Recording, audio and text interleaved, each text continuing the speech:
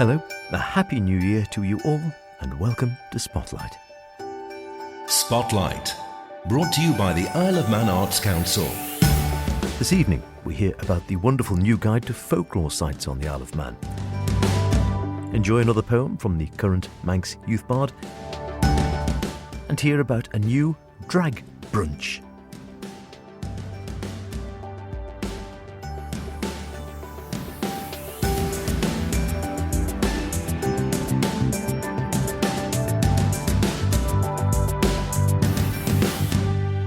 Remember, do get in touch with any creative artistic endeavours you may be involved in, planning, hoping to create, or would really like to, for the first time in the new year, put in the spotlight: poetic, theatrical, music, literary, ceramic, sculpted, in drag, on film, mime, social media, any of the others I've forgotten, no doubt. Just email spotlight@manxradio.com or howardkane@manxradio.com. I'll see them both. So I dare say it might have been a very popular Christmas present this year. I certainly gave a copy to a friend, but if you haven't seen it already, you might want to check out the wonderful new publication from Culture Vannin, a guide to the folklore sites of the Isle of Man. While the title itself is pretty self-explanatory, the book is both a wonderful practical guide with which to explore the island's hidden folklore secrets, an authoritative reference tome, and a great book to just dip into for new folklorish gems of which you've never heard. It's been a long time in the making, and I suggested to one of the authors, Culture Vannin's James Franklin, it was something of a magnum opus. It's something which we've been working on for a very long time, for years and years, about 5 or 6 years now, and it's something which we're very, very proud of because we think it's something very special indeed. What is the aim of the book, would you say? Well, I'm only one of the authors, along with Sam Hudson and Katie Newton, and through them I gained this concept of the landscape as something hidden with treasures and with objects and meanings and of stories. And we realised that this is not the way that everyone sees the Isle of Man around us. And so we thought that we should try and create this book which tells these stories. And these are not stories which we're making up. This is not a work of fiction. What we have done is read thousands and thousands of pages, stretching back hundreds of years, and made a big spreadsheet of all of these different stories of folklore, stories of fairies, giants, beguines, strange things encountered in the night time, etc. Ghosts, of course, lots of ghosts. And then we went around and located them to particular sites around the Isle of Man, and then created this guide about how to get to these sites and the stories which are there. And so that's the basic concept of what it is. And what we've ended up with is this 300 and something page book of 400 sites and more all over the Isle of Man about these traditional stories of folklore. What do you think it is that, because we were just chatting beforehand, why is it you think that some sites or some stories, the Begain, the ferry bridge down at Santon going off to Ballasalla there, the More the Do, become almost iconic of the Isle of Man, and yet here we are, pages and pages and pages of lots of other equally fascinating, quite often much more fascinating stories which are comparatively unknown? I think it's to the credit of people like Sophia Morrison back in the past and her Manx fairy tales. And if we were to, if I were asked, what are the key stories which most people in the Isle of Man would know, I would say the Begain of St Trinians, the More the Do of Peel Castle, perhaps the Witch of Slewollian, and maybe the Fairy Cup of Fairy Hill down outside Port Erin. And these are all fantastic stories in Manx fairy tales by Sophia Morrison. And this is just one book. But as I say, there's thousands of pages out there which address these sorts of subjects. And some of the best stories and experiences are not in that book. And so it's to Sophia Morrison's credit that we know these stories, but there's so many other stories which, in a sense, we should know. Because if you were to wind the clock back 200 years, we wouldn't know the stories of St John's out here looking at Slewollian out the window. We wouldn't know this story unless we were from St John's. If you were from Upbride, you would have a different story of a witch and a different Begain and a different More the Do. And I say this very seriously because there are stories of More the Do and of Begains and of witches in every single parish around the Isle of Man. And I grew up in Glenmona and Mackald, and I knew the story of the Begairn of St Trinian's, even though I had no idea where it was. And the same with Slewallion. I had no idea where Slewallion was, but I knew the story. But I had no idea about the witches who gathered on the hill over my school, or the More the Do, which could be seen on the road just by where my sister lived. And these sorts of stories, or the great king of the hill just opposite me where I lived. And these sorts of stories were all around us, but I had no idea. But in the past, these would have been the stories which a kid growing up in Glenmona would have known. And so it's wonderful to have this book now which return these stories to the landscape. And it's great fun with the book now. When I talk to people about it, I'll often ask, where are you from? And they're like, oh, I live this place or that place. And then I'll be like, oh, good, you've got a white lady hanging out in your glen, or you've got a begairn with no head which hangs out at the end of your road. And people are often like, what? Really? Give me the book. And that's how it should be. This is how we should interact with our landscape, because the Isle of Man is an amazing place full of these amazing stories, and knowing something of them will add so much to our landscape and so much to our lives in this place where we live. And is that how you'd like to see the book being used, rather than sort of as a reference term just sitting on the shelf, something that people take out and they use to explore the island?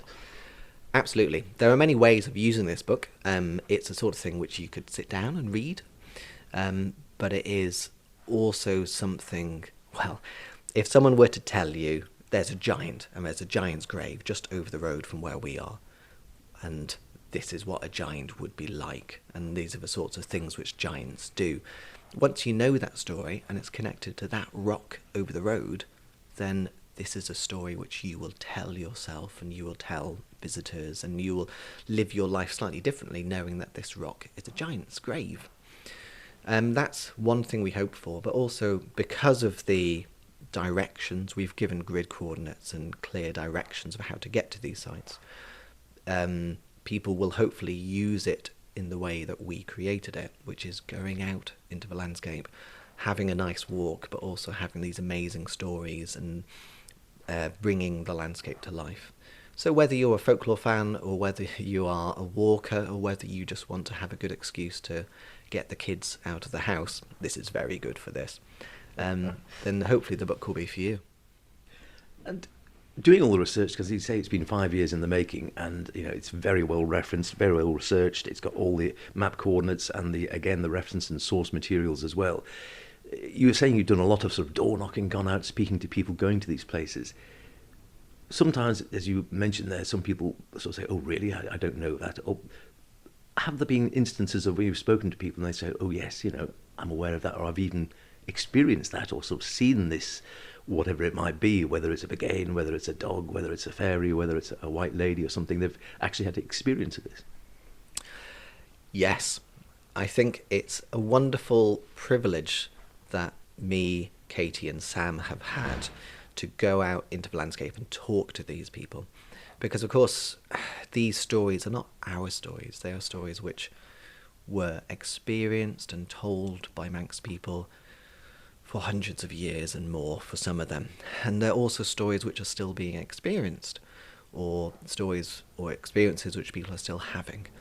And it's a wonderful privilege to meet these people and to share these stories with them, return these stories into these spaces, but also to receive their own experiences. And it's a lovely thing to be able to go to a place and to say, well, I'd like to go and see your glen. And they'd say, oh, why are you looking at the glen? And I'd be like, oh, well, because there's a white lady who's said to be seen there. To which they say, how do you know about the white lady? To which I say, how do you know? And it's wonderful that we've read something in a book from 100 years ago, and they have not, but they are seeing this thing still. And it's something which they perhaps are hiding because they're a bit embarrassed about seeing a ghost. But then when someone comes along and says, well, it's in a book, they suddenly say, oh, well, that's okay. I see her, and she's there.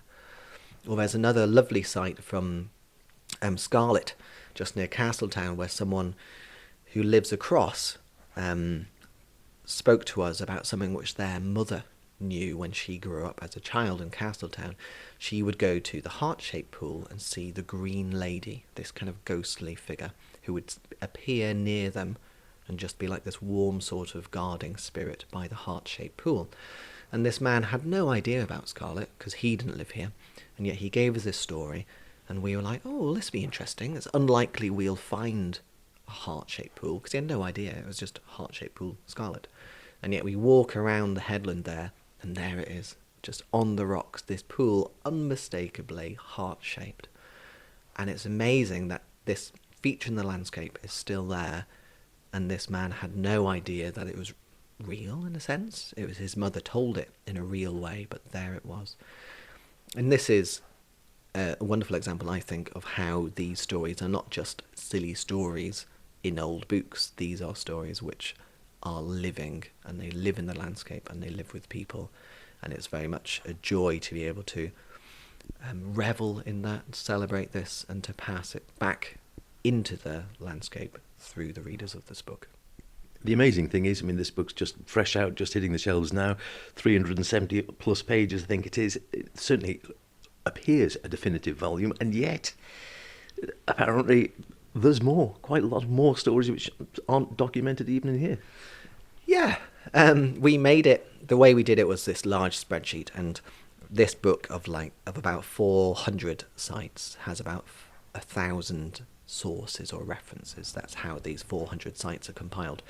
And we already have a spreadsheet of about 2,000 other sites, which my colleagues Sam and Katie are working at locating these more difficult ones, working away in the Manx Museum and other places, looking to pinpoint them.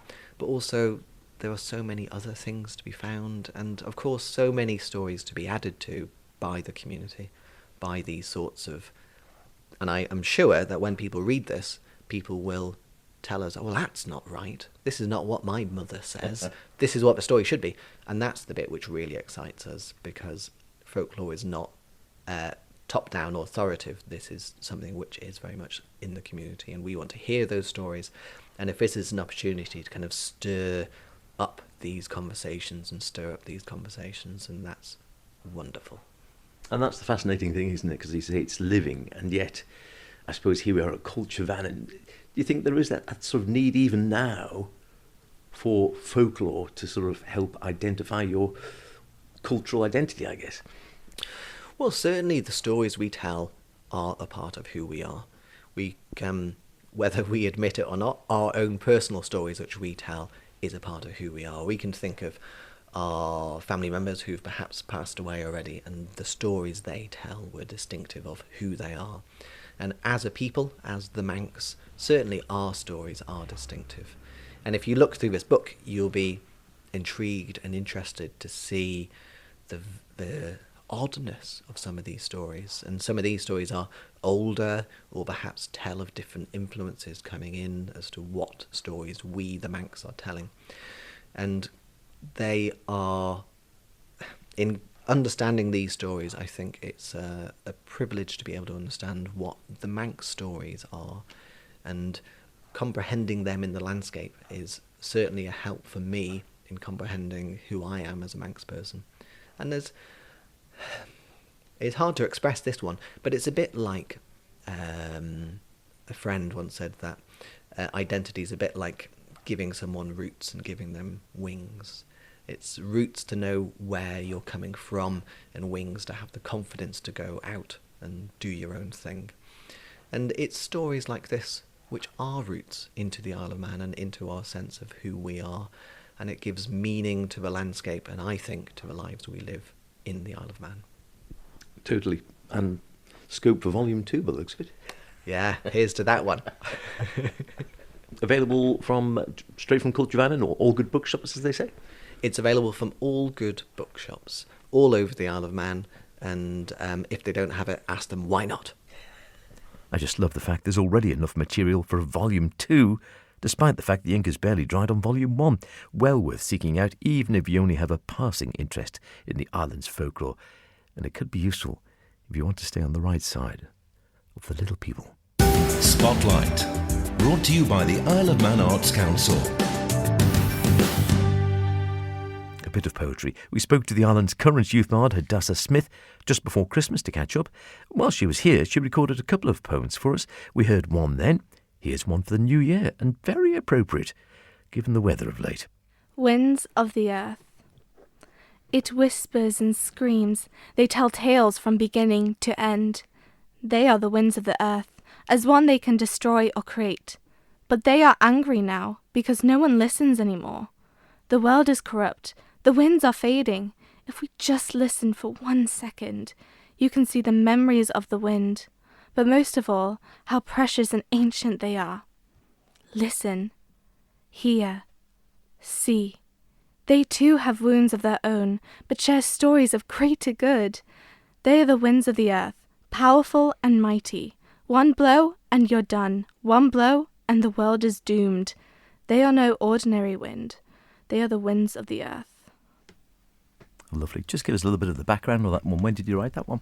I wrote this one in the Poetry Trail 2022, so this is this is one of the original poems, to be honest, yeah. Right. And you get the sort of imagery and the general thought of it there, but what sort of first inspired it when you first started that one, would you say? Ooh, I suppose, like the Isle of Man is a very, very windy place. You're right there.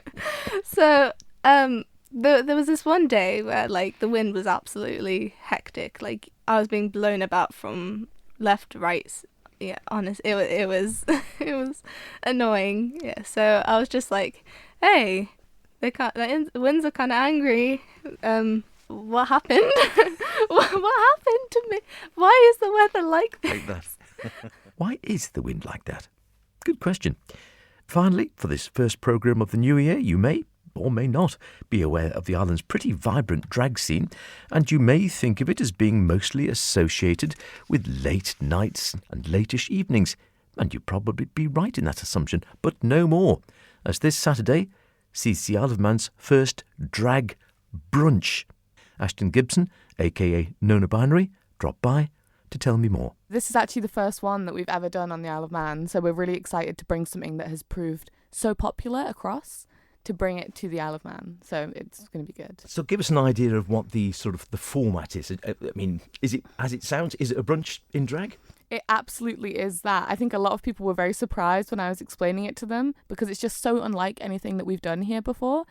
But it very much is that you're going to come to Kiki's and have some gorgeous food and some drinks while we put on a pretty excellent 2-hour drag show for you as well. Marvellous. So Kiki's, just remind me where Kiki's is. That's in Douglas? It is, yes. It's on the quay, and it's in the place where Da Vinci's used to be. So it's on the quay, if you will. The key. Yeah. Key. I'm liking it. Okay, and people, is it going to be open to all? It's 18 plus only, strictly. So not for children this time. But in the future, we would love to do some sort of all ages event. Definitely.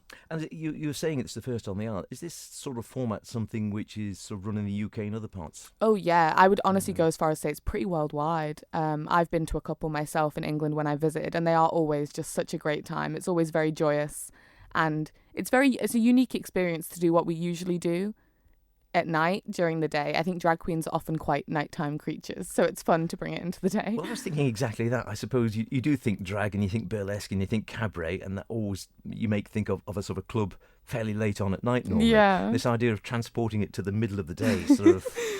Yeah, it seems a bit wacky, but... It really is, and it's going to be so much fun. It's going to be the earliest, I think, that most of us have ever got into drag for the day.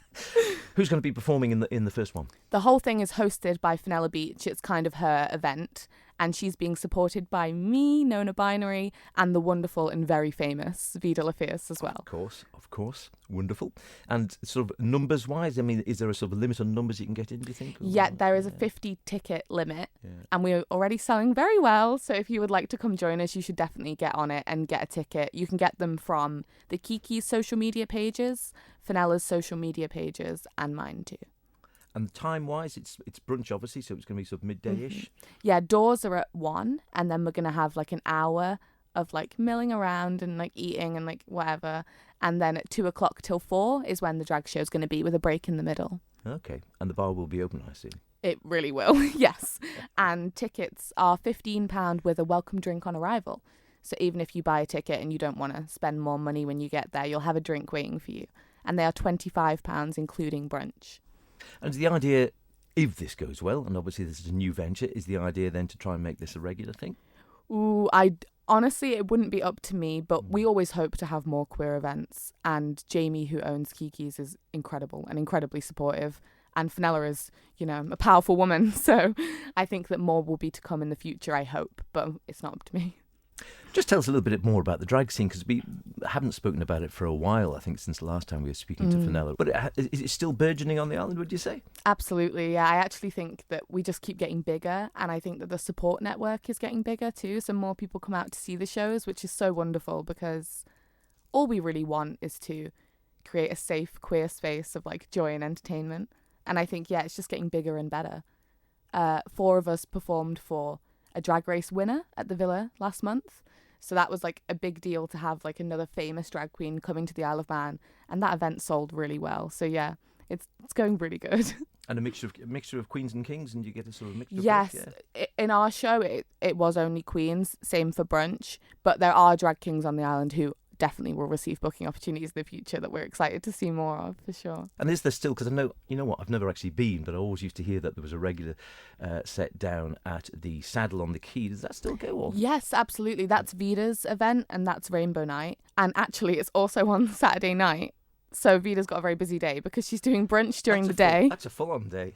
And then Rainbow Night in the evening. So I think that usually starts at around 7, 8-ish. So if you'd like to come to that one too, you absolutely should. And we were saying just before we started doing this interview, you were saying, you know what? You said, I think everyone should try doing drag once in their lives just to see. I absolutely do think that. I think a lot of people see it as something almost unattainable. And it's just a great way to express any kinds of joy and freedom, but especially queer and trans joy and freedom. Doing something without any thought of what people think about it and just having fun. And what does it bring to your life, do you think? A lot.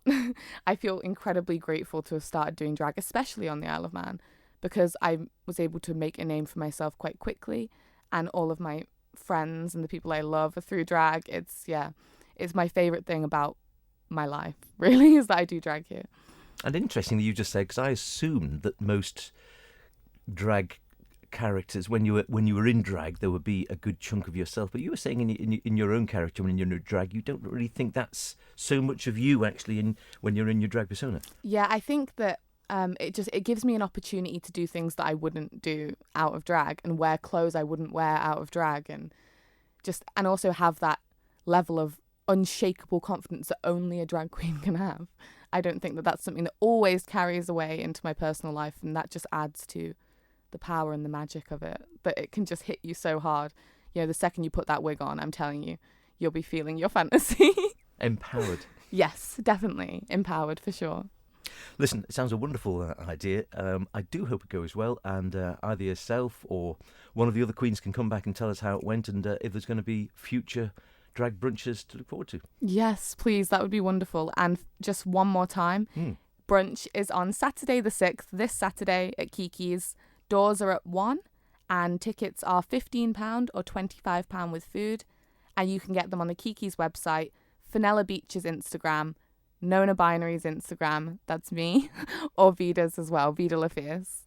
One of the portions of our drag brunch as well is actually going to be a slightly late Christmas themed as well. So if you're not ready to say goodbye to the festive season yet, neither are we. So come down and celebrate with us. We'll open some presents and it'll be wonderful. A bit different? Certainly. But we like different on this show. Great stuff. I hope it goes well. That's about it this week. Don't forget, if you want to hear anything again, go to manxradio.com, download the Spotlight podcast, listen where and when you want. Why not try it whilst on the treadmill, trying to manage at least a week of your New Year's resolution to do more exercise.